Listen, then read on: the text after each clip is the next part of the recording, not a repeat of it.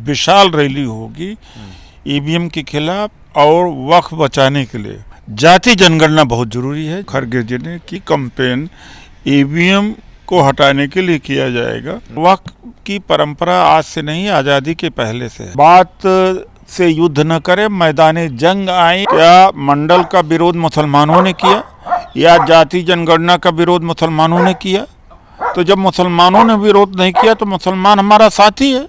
सबसे बड़े भक्षक हैं संविधान के। वो कोई चाहे वो नहीं बनाया था, सब फ्रॉड है उनका। मुखौटा बदला है, अभी भी तिरंगा के विरोध में, अभी भी संविधान के विरोध में। ये जो चुनाव हो रहा है ये फर्जीगिरी का चुनाव है, ये कोई वास्तविकता का चुनाव नहीं। मोदी जी ही जाति जनगणना को रोक रहे हैं।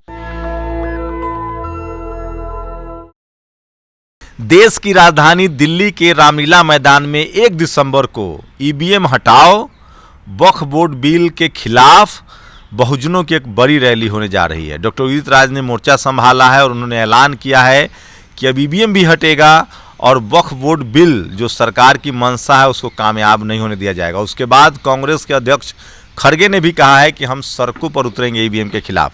सर, अब तो आपके पहले आप ईवीएम का मुद्दा उठा रहे थे, अब तो राष्ट्रीय अध्यक्ष ने भी कहा है आंदोलन करेंगे। पहला आंदोलन 1 दिसंबर को।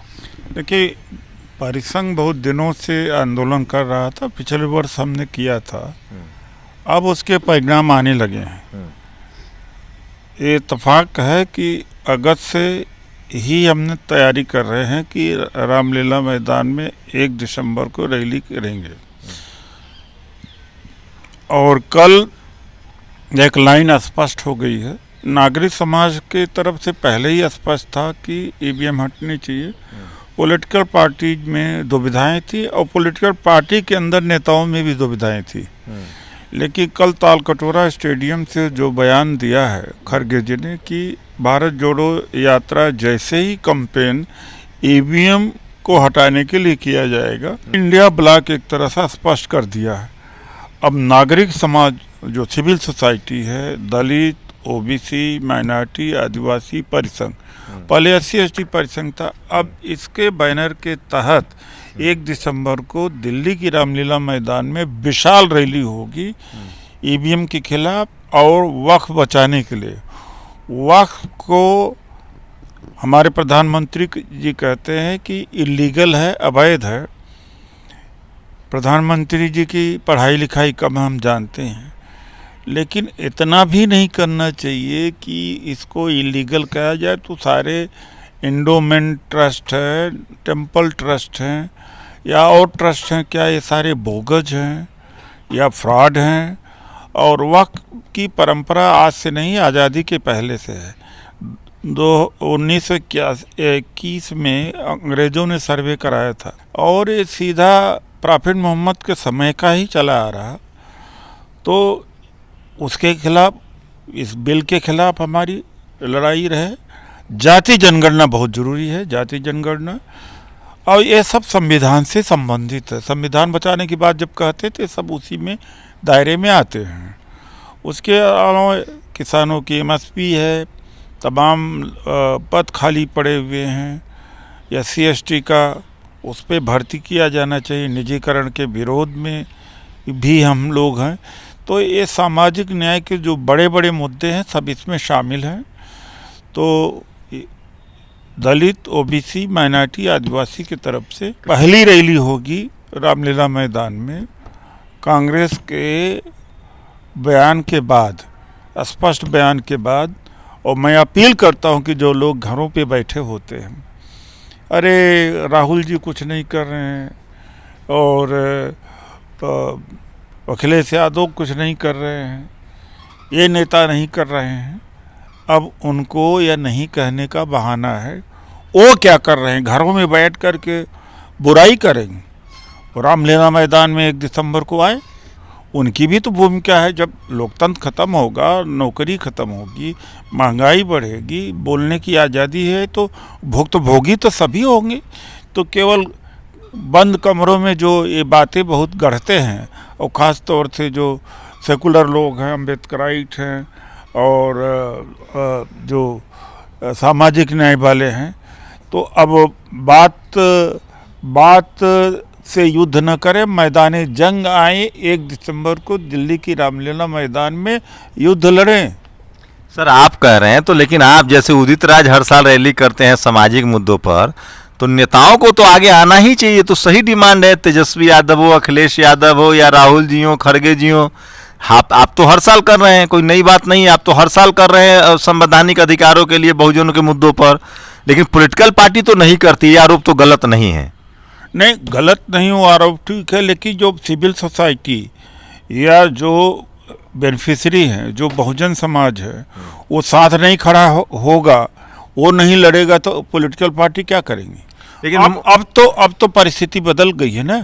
और जब इंडिया गठबंधन के नेता ने कह दिया कि हम अभियान करेंगे, तो अब सिविल सोसाइटी, जो नागरिक समाज है, जो बहुजनी हैं, इनको निकलना चाहिए कि नहीं निकलना चाहिए। केवल ये बैठ के आलोचना करेंगे कि फला करे फला ना करे, ये कर रहा वो कर रहा, अब इन्हें भी तो निकलना चाहिए। जब तक ये नहीं निकलेंगे, जैसे मंडल लागू हुआ तो मंडल में बीजेपी पीछे थी, लेकिन सवर्ण समाज आगे था मंडल के विरोध में। जब सवर्ण समाज आगे आकर के, उनका सिविल सोसाइटी आगे आके ज़मीन तैयार कर लिया, तब अडवाणी जी रथ यात्रा लेके चले। और उस रथ यात्रा को चलाने के लिए बीजेपी के थोड़ी थे, वो सारे सवर्ण लोग थे। पूरा रास्ते में पैसा देते जा रहे थे, स्वागत करते चले जा रहे थे। तो हमारे ये बहुजन समाज को भी उसी तरीके से आगे आना चाहिए ना। कल जिस तरह से संविधान दिवस पर जिस तरह के जनसैलाब दिखा, देश भर में कार्यक्रम हुए, दुनिया भर में कार्यक्रम हुए, लग रहा है कि बहुजन समाज एकजुट हो रहा है, लोग अपने संवैधानिक अधिकारों के लिए सजग हुए। मैं फिर से कहता हूँ कि बहुजन समाज को सुधरना पड़ेगा। अपने अपने छोटे छोटे संगठनों में बट गए हैं। अगर उदित राज कहे है तो दूसरा नहीं आएगा, अगर दूसरा है तो फिर वो नहीं आएगा। इसीलिए ये जो डोमा है, दलित, ओबीसी, माइनॉरिटी, आदिवासी, एक साझा मंच है। यहाँ पर अहंकार नहीं है और मिशन में न्योता नहीं दिया जाता। आए, जब तक आएंगे नहीं तो जागृति भी होगी। लेकिन आप ये तो मुस्लिम वाले मुद्दे पर तो कोई बोलना नहीं चाहता है। लोग कह रहा है कि तो क्या आपने बड़ा बीड़ा उठा लिया है मुस्लिम समाज को। बिल्कुल, देखिए, मुसलमानों के साथ अन्याय हो तो अलग अलग सबको मारेंगे। पहले दलितों को मारा था, अब दलितों को थोड़ा बचत करेंगे और जुबान से उनके लिए अच्छा कह देना। मुसलमानों को पीटेंगे, फिर मुसलमानों को फिर दलितों को पीटेंगे। मैं ये कहता हूँ कि क्या मंडल का विरोध मुसलमानों ने किया या जाति जनगणना का विरोध मुसलमानों ने किया? तो जब मुसलमानों ने विरोध नहीं किया तो मुसलमान हमारा साथी है। मोदी जी कह रहे हैं कि हम सबसे बड़े संविधान के रक्षक हैं और संविधान के लाभार्थी भी हैं। चाय वाला का बेटा पीएम बन गया। वो अब सबसे बड़े भक्षक हैं संविधान के। वो कोई चाय वो नहीं बनाया था, सब फ्रॉड है उनका। आरएसएस भी अब तो तिरंगा फहरा रही है और संविधान दिवस 52 साल तक तिरंगा नहीं फहराया। वो जब देखा सत्ता से दूर रहेंगे हमेशा के लिए, तो उन्होंने अपना वो मुखौटा बदला है। अभी भी तिरंगा के विरोध में, अभी भी संविधान के विरोध में है। मोदी जी कह रहे थे कि ये वक्फ बोर्ड जो है वो संविधान के खिलाफ है। तो क्या ये जो कैसे संविधान के खिलाफ है? इसके मतलब बोला उन्होंने अपने महाराज जीतने के बाद। लेकिन वो मोदी जी अनपढ़ टाइप के आदमी हैं। अनपढ़ टाइप के हों कोई बात नहीं है, लेकिन ये हिंदू मुस्लिम करने के लिए किए हैं, वो जानते हैं। 1921 में पहला सर्वे हुआ था वक्फ का इस देश के अंदर। तब क्या कांग्रेस थी? तब तुष्टीकरण तब भी था क्या? तब तो हुकूमत अंग्रेजों की थी। तो ये जान कर के वो बोलते रहते हैं, झूठ बोल रहे हैं। ये एक सवाल है, आप पॉलिटिकल, हम तो सोशल थे, आपका सोशल मुद्दा है। ये डोमा जो है दलित ओबीसी परिसंघ है, ये दलित ओबीसी अल्पसंख्यक माइनॉरिटी, और उसके तहत हर साल डॉक्टर उदित राज अपने संवैधानिक अधिकारों के लिए, खासकर एससी एसटी ओबीसी अल्पसंख्यकों के जो संवैधानिक अधिकार हैं, आप किसी भी धर्म के मानते हो, आप हिंदू हो, मुस्लिम हो, सिख हो, ईसाई हो, आपका जो संवैधानिक अधिकार है वो एससी एसटी ओबीसी के रूप में सुरक्षित है। आप मुस्लिम हैं तो भी 90% मुसलमान ओबीसी हैं, सिख हैं तो भी एससी ओबीसी हो सकते हैं, हिंदू हैं तो भी एससी एसटी ओबीसी हैं, बुद्धिस्ट हैं तो भी ओबीसी एससी एसटी हैं। तो इन सब के संवैधानिक अधिकारों के लिए अब संविधान दिवस की हल्ला अब है, अब लोग संविधान दिवस मना रहे हैं। लेकिन सर ये कितने सालों से आपका हर साल रैली होता है ये रामलीला मैदान में? 1997 से पहली रैली थी 5 आरक्षण विरोधी आदेश के खिलाफ। हमारे परिसंघ के आंदोलन से 3 संवैधानिक संशोधन हुए, आरक्षण बचा। बहुजन लोकपाल बिल पेश किया तो लोकपाल में आरक्षण हुआ। निजी क्षेत्र में आरक्षण की लड़ाई हमने ही शुरू किया था, समाज साथ नहीं दिया, नहीं वो भी करा गए होते। ईवीएम की लड़ाई लगातार हम कई सालों से लड़ रहे हैं, अब वो परवान चढ़ रहा है। ये एक आखिरी सवाल सर कि क्या लग रहा है कि सरकार जिस तरह से चुनाव जीत रही है, असर पड़ेगा इन सब चीज़ों पर? अब अगर अभी भी जनता नहीं निकली तो इस स्तर में लोकतंत्र समझ लीजिए खत्म है। ये जो चुनाव हो रहा है ये फर्जीगिरी का चुनाव है, ये कोई वास्तविकता का चुनाव नहीं है। अब लगता है कांग्रेस को एहसास हो गया, जिस तरह से खड़गे बोल रहे थे कि भारत भाई कांग्रेस का ही दुख नहीं है, कांग्रेस हारे जीते अलग बात है। आरक्षण किसका खत्म हुआ? पिछड़ों का, दलितों का। इनकी गर्ज नहीं है क्या? इनके बेटे बेटियों को नौकरी नहीं मिलेगी? इनको जो कोटा परमिट जो सबको मिलता था, रियायत मिलती थी, उनको नहीं मिलेगा। तो पिछड़ा प्रधानमंत्री तो है, 27 ओबीसी के पिछड़ा वो कोई पिछड़ा नहीं है। मोदी जी सारथी थे जब मंडल के विरुद्ध में कमंडल का यात्रा चली थी।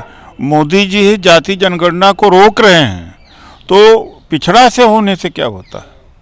तो मैं फिर कह रहा हूँ, जिस समाज में इस तरह के सोशल एक्टिविस्ट, सोशल रिफॉर्मर नहीं होते हैं, उसको बहुत तकलीफ़ें उठानी पड़ती है। और सोचिए मुस्लिम समाज जिसके पास ज़मीनें थी, संसाधन था, उसके बाद भी राजनीतिक रूप से हाशिए पर है। अगर आप SC ST OBC अल्पसंख्यक समाज से हैं और चाहते हैं कि आप राजनीतिक रूप से हाशिए पर न जाएं, तो इस तरह के सामाजिक आंदोलनों में आपको अपनी ताकत दिखानी पड़ेगी, क्योंकि डेमोक्रेसी में जिसकी संख्या है उसी के अधिकार सुरक्षित रहेंगे। और इसी को लेकर 1997 से डॉक्टर उदित राज लगातार रामलीला मैदान में एक बड़ी रैली करते आ रहे हैं। मुझे तो ताज्जुब होता है कि इस तरह की रैली हर साल करने के लिए पैसे का इंतजाम कैसे होता होगा, क्योंकि SC ST OBC समाज के जो पॉलिटिकल पार्टी हैं या सामाजिक संगठन, उनके साथ सबसे बड़ी समस्या आर्थिक रहती है, क्योंकि जो कॉरपोरेट लॉबी है, जो इस देश के धन्ना सेठ हैं, वो इस तरह के आयोजनों का, खासकर SC ST OBC अल्पसंख्यकों के मुद्दे पर आर्थिक मदद तो बिल्कुल नहीं करते हैं। तो आप अगर आर्थिक मदद नहीं कर पा रहे हैं तो कम से कम शरीर से उपलब्ध होइए, ताकि आपके नस्लों के जो अधिकार हैं वो सुरक्षित रहें। अपनी प्रतिक्रिया भी जरूर दीजिए। कैमरामैन आशीष के साथ शंभू कुमार सिंह, नेशनल दस्तक, दिल्ली। नेशनल दस्तक की आपसे गुजारिश है कि अगर इसको बचाना चाहते हैं तो नेशनल दस्तक को सब्सक्राइब करने के लिए रेड कलर के सब्सक्राइब बटन को दबाएं, फिर बेल आइकन की घंटी दबाएं। नेशनल दस्तक को बचाने के लिए बहुत जरूरी है कि हर खबर को शेयर करें, लाइक करें, कमेंट जरूर करें।